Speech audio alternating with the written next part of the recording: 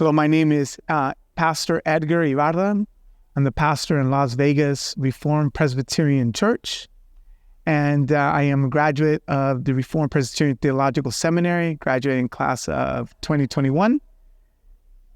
And I'm here ministering in the RPCNA in the Pacific Coast Presbytery.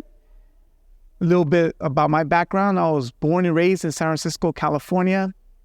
My mother is from El Salvador. My father is from Nicaragua. And I am married to my wife, Juana. She is originally from Oaxaca, Mexico. She was born and raised there. And we've been married for 28 years. We have 6 children. And when we got married and about the same time that I was becoming reformed in my understanding of Christianity, we saw that at the time, back in the mid-90s, that there was not a lot of information about the Reformed faith. And so my wife was saying, this is beautiful theology, wish there was more information about this in Spanish. And so I began to look around for more information, couldn't find any, found us Westminster Standards in Spanish, and began to have a heart to see the Reformed faith going to Latin America.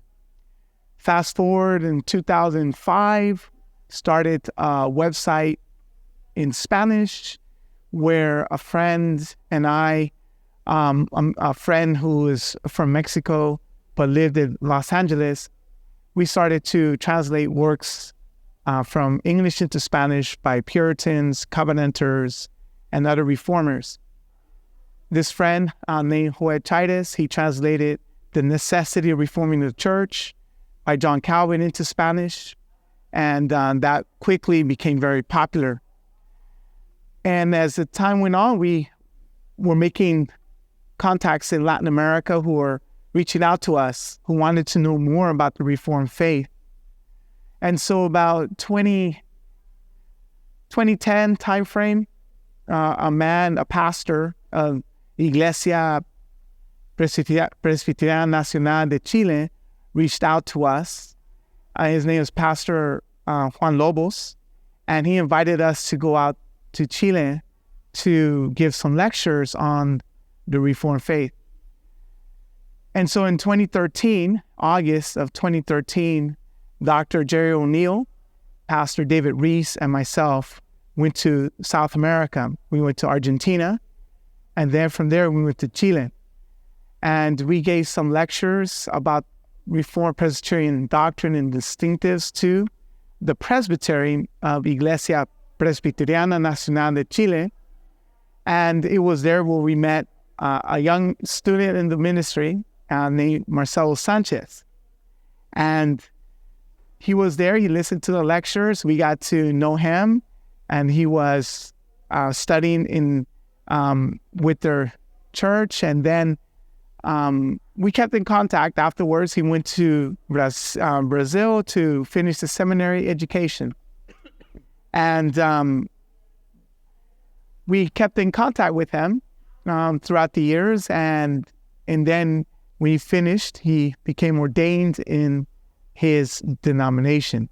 And from there, I'll let Marcelo introduce himself because this is where our stories merge. So Marcelo, if you could introduce yourself, your name, where you're a pastor, but after you do that, if you just tell us where in what church you grew up, you were born and grew up in, and then take it from there. Okay, thank you. I'm Pastor Marcelo Sanchez. I'm from Chile. I'm married with Barbara. We have 3 children. I have been in the Presbyterian Church for all my life. I grew up in a Presbyterian family. I hear the gospel preached every Lord's Day. So I can say I know the gospel from very child. When I was a teenager, I professed my faith. Quickly, I feel the call to be a pastor. The session of my church guide me to through all this time to be a pastor. As funny, I begin seminary in Chile, but after 1 year and a half and some problems with liberalism seminary, I left the seminary, and I was called by a friend who's a pastor. He called me to go to Brazil and study in the seminary there. So I stayed for almost 4 years and a half. And I back to Chile after I finished my seminary. And some month after that, some people in the church tell me that there will be a conference with Reformed Presbyterian pastors. So there is where I meet Edgar. When I hear our brothers, Pastor Jerry O'Neill and David Rees, I think it was David, who talk about the exclusive psalmody, I say, no, these men are crazy. That's not biblical.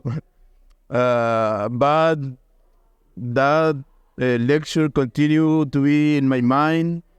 The regulative principle continue to be.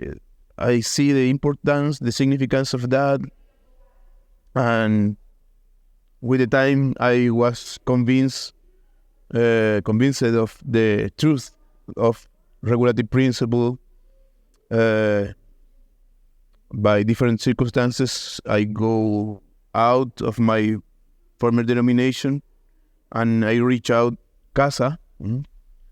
CASA is the Committee for Central and South America of the RPCNA, and they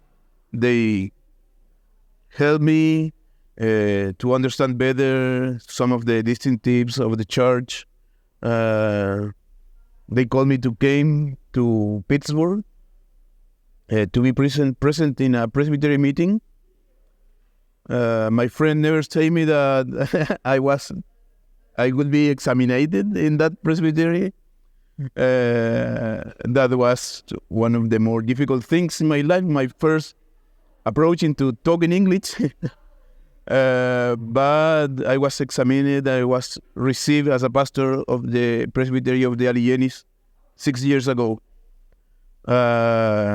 So I back to Chile, begin the plantation of a church, and now we are a Reformed Presbyterian Church of Lo Prado in Chile. Nice, great. Now, when you were invited to go to Brazil, did you speak and read Portuguese? No, I have to learn there. So I learned Portuguese during staying there, living there.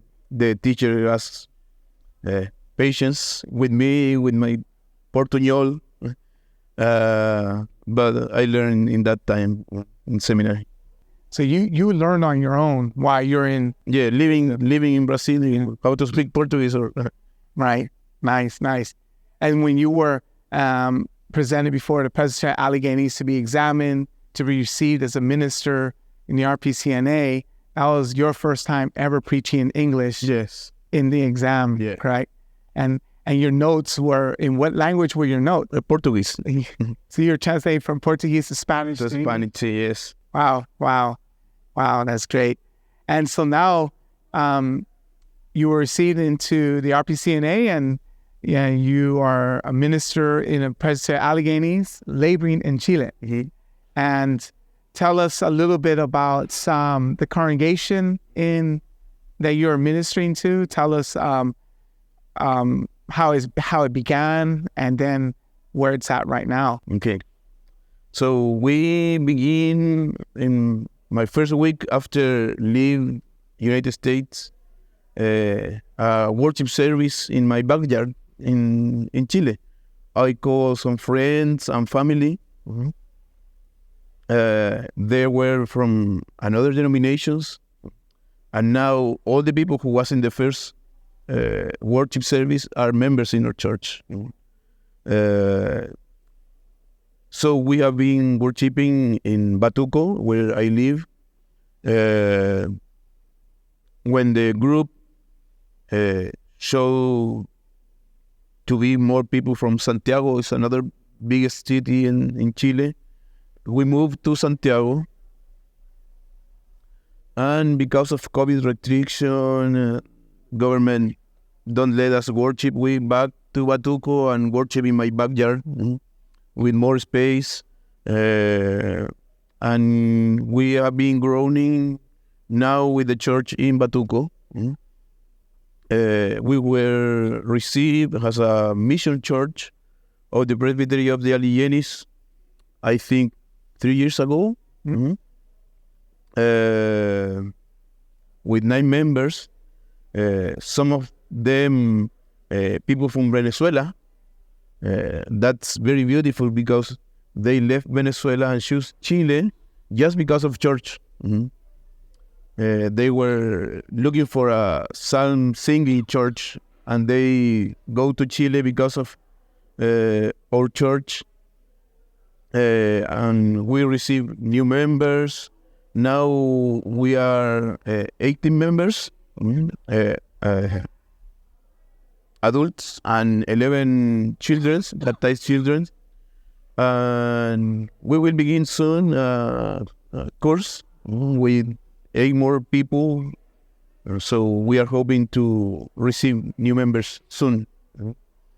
We already elect 2 men to be elders in the church. So in August 6th, a commission of the Presbytery of the Alleghenies go to Chile to organize the church, ordain the elders, and install me as the pastor of the church. Right, those exciting times. So when we first went to Chile, it was August of 2013. And so in 10 years, we see how the Lord has used our trip to Chile back in 2013, and we see now a church. And are you and right now you guys are exploring another mission? Is that?